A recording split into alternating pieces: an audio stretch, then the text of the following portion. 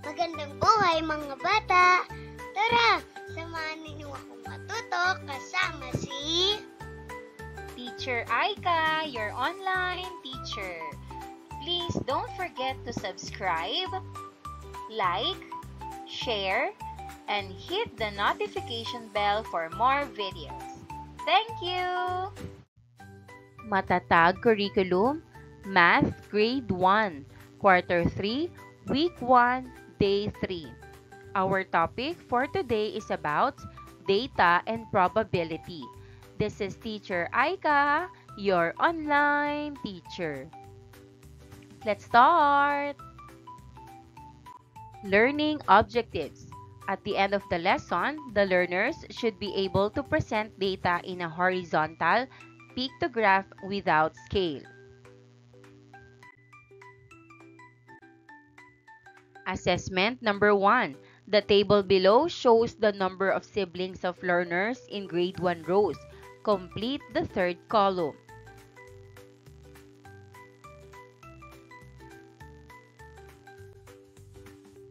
Let's answer. First column, number of siblings. Second column, tally. Third column, total number. Number of siblings, 5.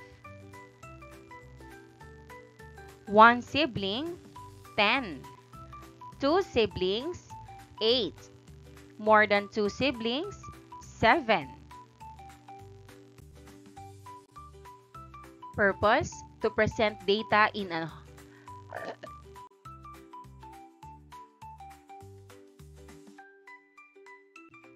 data, the information we collect. Example, our data shows how many apples we have.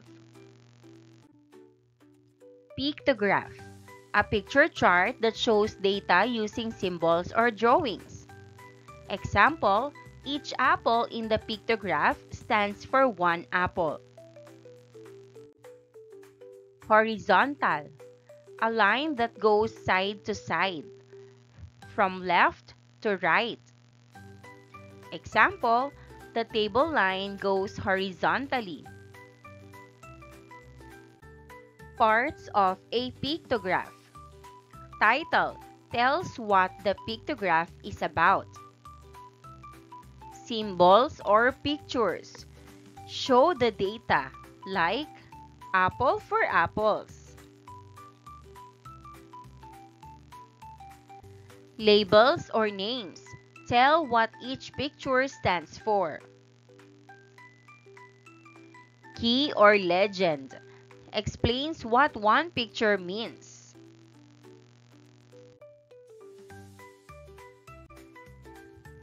Class, look at the chart. What do the 5 circles mean? Answer: they mean that there are 5 learners with no siblings. What do the 10 triangles, 8 squares, and 7 hearts mean? Answer: they show the number of learners in each group. Now, we will change this chart into another chart using only one symbol, a smiley icon. I have prepared the chart below and several smileys for us to use. Class, look at the part that says no siblings. So the chart should look like this.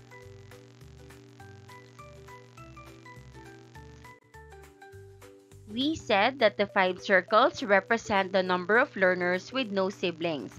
If one smiley stands for 1 learner, how many smileys should we put in the first row? Answer: yes, 5 smileys. Why? 1 smiley represents 1 learner. Since there are 5 learners, there should be 5 smileys. What are some similarities and differences between the two charts? Answer: both charts show the same data about the number of siblings. In both charts, the pictures or symbols are aligned both horizontally and vertically, with equal spacing between them. The difference is that the second chart uses only one picture or symbol, while the first chart uses four. In the chart, add the column titles and the key or legend that explains what one smiley represents. The chart is as follows. One smiley is equivalent to one learner. What title can we give to our chart? Answer: we can write number of siblings of grade 1 Rose learners. The completed chart is as follows. Number of siblings of grade 1 Rose learners. No siblings, 5 learners. 1 sibling, 10 learners. 2 siblings, 8 learners. More than 2 siblings, 7 learners. This chart is called a pictograph. Specifically, it is a horizontal pictograph. So what is a pictograph? A pictograph is a visual representation of data using pictures or symbols, where each picture or symbol represents a specific value. Now, let us talk about the parts of a pictograph. Pictograph title tells what the pictograph is about. On this part, the title is Number of Siblings of Grade 1 Rose Learners. Column titles identify what each column shows. First column, number of siblings. Second column, number of learners.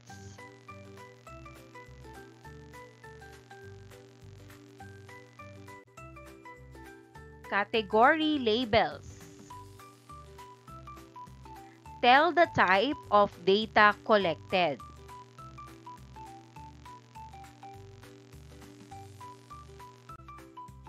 Symbol or picture, an image that represents a specific value.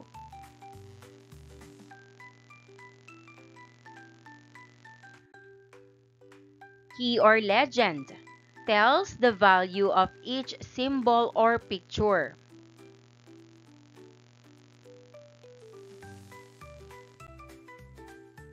Before we go to another example, let's review the important things to remember when making a pictograph. First, always use a title. Second, choose one symbol to represent a specific number. Third, make sure the symbols are the same size. Fourth, arrange the symbols neatly in rows or columns. And fifth, label the categories clearly. Number 1, decide on the title of the pictograph. Number 2, choose a symbol or picture that best represents the data. Number 3, create 2 columns. List the category labels in the first column and the symbols or pictures that represent the data in each category in the second column.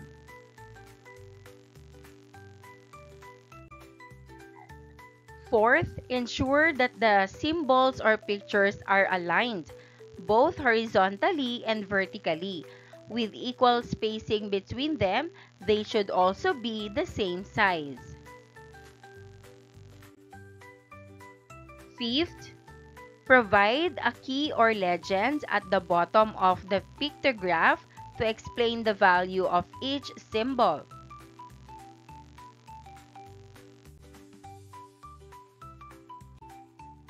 Favorite animals of Grade 1 Rose learners. First column, animal. Second column, tally marks. Third column, number. First, dog. Total, 14. Cat, 12. Bird, 6. Fish, 8.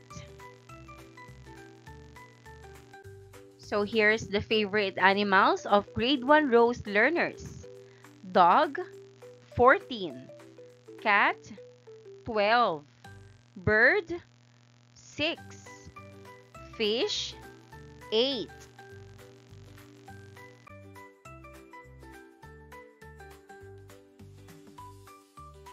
What is a pictograph? A pictograph is a visual representation of data using pictures or symbols, where each picture or symbol represents a specific value. What do you think it is?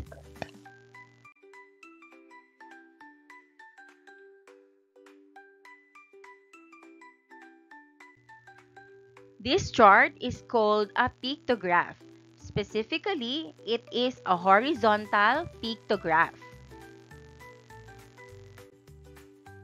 So what is a pictograph? A pictograph is a visual representation of data using pictures or symbols, where each picture or symbol represents a specific value. Now, let us talk about the parts of a pictograph. Pictograph title tells what the pictograph is about. On this part, the title is Number of Siblings of Grade 1 Rose Learners. Column titles identify what each column shows. First column, number of siblings. Second column, number of learners.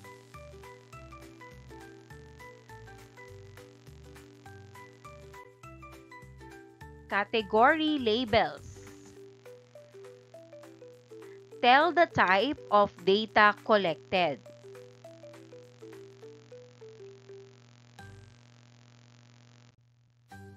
Symbol or picture, an image that represents a specific value.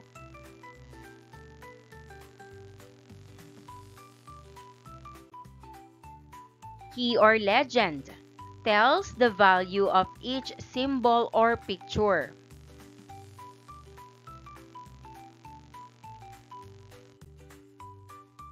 Before we go to another example, let's review the important things to remember when making a pictograph. First, always use a title. Second, choose one symbol to represent a specific number. Third, make sure the symbols are the same size. Fourth, arrange the symbols neatly in rows or columns. And fifth, label the categories clearly. Number 1, decide on the title of the pictograph. Number 2, choose a symbol or picture that best represents the data. Number 3, create 2 columns. List the category labels in the first column and the symbols or pictures that represent the data in each category in the second column.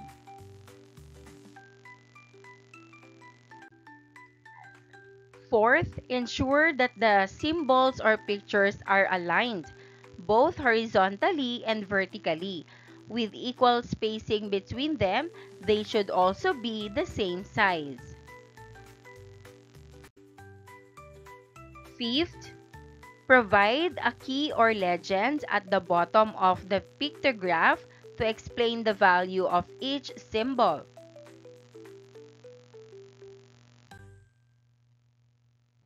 Assessment number 2. Using the given data, construct a horizontal pictograph.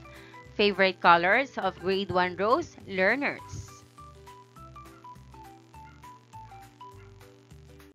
Horizontal pictograph. Favorite colors of Grade 1 Rose learners. Maraming salamat sa panonood.